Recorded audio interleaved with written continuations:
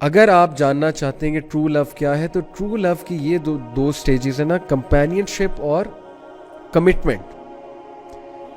ये है बेसिकली उसकी थ्योरी में वो स्टेजेस जिससे ट्रू लव का असल में पता लगता है कि वाकई अब ये है। और ये शादी के बाद आता है, शादी से पहले पता ही नहीं लग सकता। तो कैसे हम क्लेम कर रहे हैं कि हमें अगले से मोहब्बत है, हमें अगले से प्यार है? अभी तो ना आपने कंपेनियनशिप देखी है, ना आपने कमिटमेंट देखी है। कमिटमेंट तो पता लगती शादी के बाद है। आप एक बंदे के साथ रहेंगे सारी उम्र और आप कभी किसी से चैटिंग नहीं करेंगे नॉन महरम से, कभी आप स्लिप नहीं होंगे, कभी आप गर्लफ्रेंड्स नहीं बनाएंगे। ये कमिटमेंट क्या दिखाने के लिए आप तैयार हैं? मैं मेल से बात कर रहा हूं, मेन से बात कर रहा हूं। एक पर इक्तफा करने के लिए आप तैयार हैं? इस्लाम में वैसे तो 4 शादियों की इजाज़त है, लेकिन हमारी सोसाइटी में चले शादी होती है तो एक ही है, लेट्स सपोज।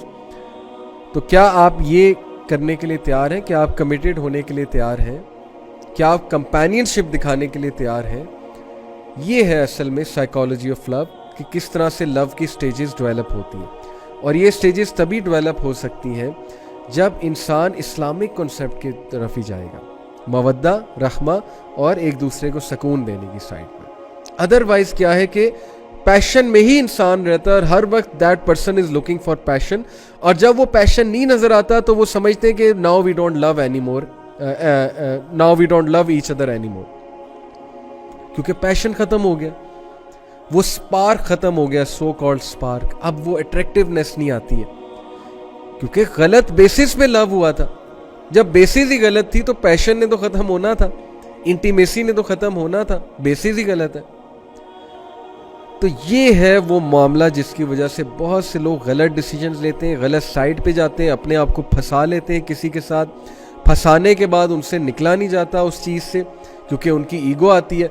ये भी एक बड़ा मसला है। मुझे बहुत से लोग कहते हैं जी कि हम इसलिए नहीं छोड़ सकते अगले को, हमें अगले से बहुत मोहब्बत है। मैं कहता हूँ मोहब्बत नहीं है, ये आपकी ईगो है जो अब आपको छोड़ने नहीं दे रही है।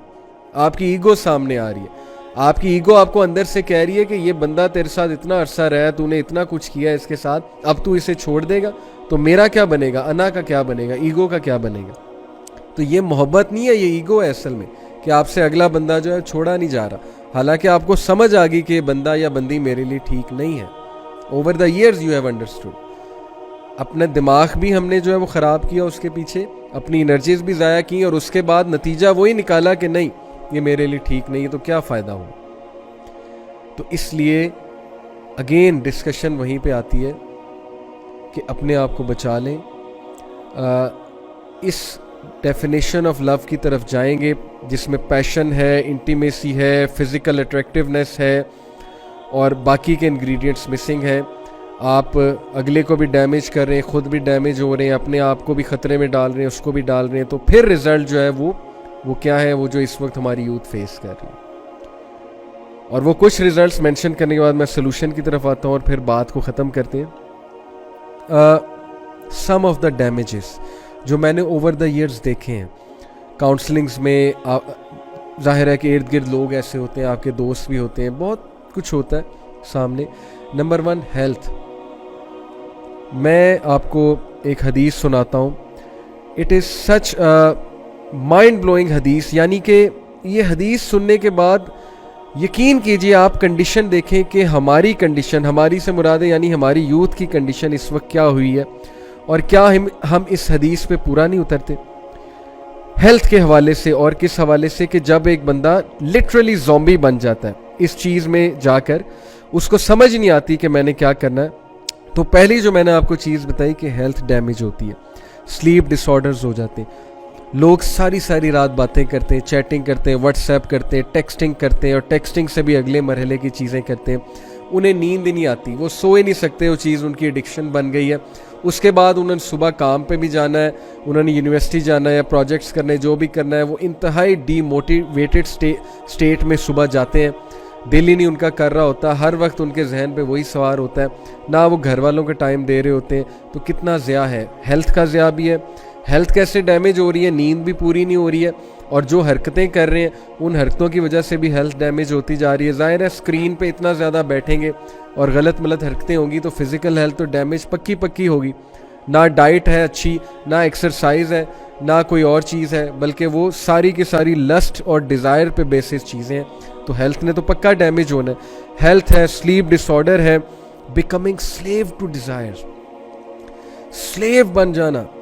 जैसे किसी ने चेन किया हुआ है आपको उसके स्मार्टफोन के साथ और आप उससे छुटकारा नहीं हासिल कर सकते। हर वक्त उस स्मार्टफोन को पकड़ना है और आपने जो है वो काम करना है जो आपकी डिज़ायर्स आपको करने में मजबूर कर रही है। ये कौन सा लव है?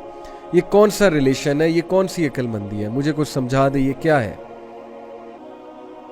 So I will tell you this hadith, this is such a mind blowing hadith about this state जो मैंने अभी आपसे डिस्कस की है कि अल्लाह के नबी सल्लल्लाहु अलैहि वसल्लम ने इस स्टेट को कैसे बयान किया। इसको मैं कहता हूँ ज़ॉम्बी स्टेट, कि यानी जब आपको चीज़ें जो है वो समझ ही नहीं आ रही, आपके सामने सारी चीज़ वाज़ेह है।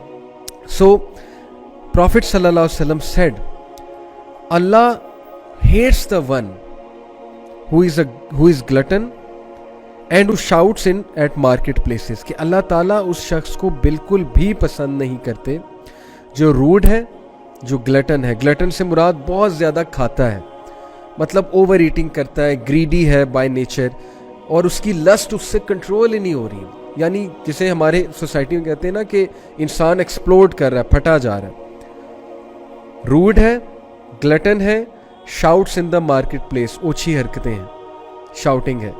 Who is a rotten corpse by night, वो रात को जिंदा लाश की तरह है। And works like a donkey by day, और गधे की तरह काम करता है सुबह। Knowledgeable in worldly matters and ignorant of the matters of the hereafter, knowledgeable है दुनियावी मामलात में, लेकिन उखरवी मामलात में, आखिरत के मामलात में बिल्कुल कोई नॉलेज नहीं है।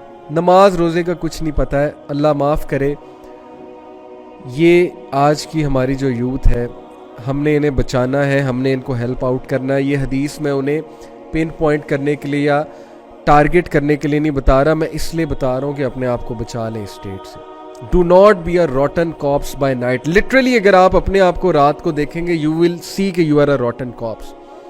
आप मैट्रेस पे लेटे हुए मोबाइल फ़ोन लेके, आंखें आपकी लाल हुई हुई हैं, नींद से आपका बुरा हाल है, लेकिन आप रॉटन कॉप्स की तरह, ज़ॉम्बी की तरह हैं। कितनी बुरी बात है, कितना ज़्यादा हम अपना नुकसान कर रहे हैं। प्लीज़ इस जेल से छुटकारा हासिल कर लें, इस चीज़ से अपने आप को छुड़ा लें, वरना तबाही जो है हमारा मुकद्दर बन जाएगी। कई केस स्टडीज़ हैं हमारे पास। एक सिस्टर MBBS की स्टूडेंट, टॉप की स्टूडेंट, इस चक्कर में पड़ी, अपनी रूममेट से इंस्पायर होकर, रूममेट का बॉयफ्रेंड था, वो मिलने भी जाती थी, मैकडोनल्ड जाती थी, जो भी हमें बात पता लगी, बहरहाल डेटिंग भी होती थी, सब कुछ होता था, वो देखती थी। पहले इतना इंस्पायर नहीं हुई, आहिस्ता आहिस्ता अफेक्ट तो करती है कंपनी। रूममेट चेंज कर लेनी चाहिए थी उसे, पहली तो ये बात है, या समझाना चाहिए था, ठीक है, इखलास से। लेकिन आहिस्ता आहिस्ता इंस्पायर हुई, रूममेट ने किसी के साथ सेटिंग कराई कि मैं तुम्हारी भी सेटिंग कराती हूँ। बिल्कुल ट्रू स्टोरी आपको सुना रहा हूँ। वो ऐसी फंसी बेचारी इन चक्करों में कि उसकी सप्ली आई MBBS से, और लिटरली शी वाज क्राइंग कि मैं अब MBBS, मेरा दिमाग ही जो है वो इस चक्कर में पड़ चुका है, मुझे समझ नहीं आती मैंने कैसे पढ़ना है, मैंने क्या करना है। She was love struck, this disease affected her, it became very difficult for her. और फिर वो ट्रॉमा जो डंप होने के बाद आता है, जो तब आता है कि जब आपने किसी से दिल लगाया होता है, वो कहीं और चला जाता है, चली जाती है, उस ट्रॉमे का फिर क्या है। तो पहली बात, इसमें पड़े क्यों है, ये बात है असल में। दीन की बात फैलाना सदक़े जारिया है। सवाब की नीयत से वीडियो को शेयर जरूर कीजिए। जज़ाकल्लाह।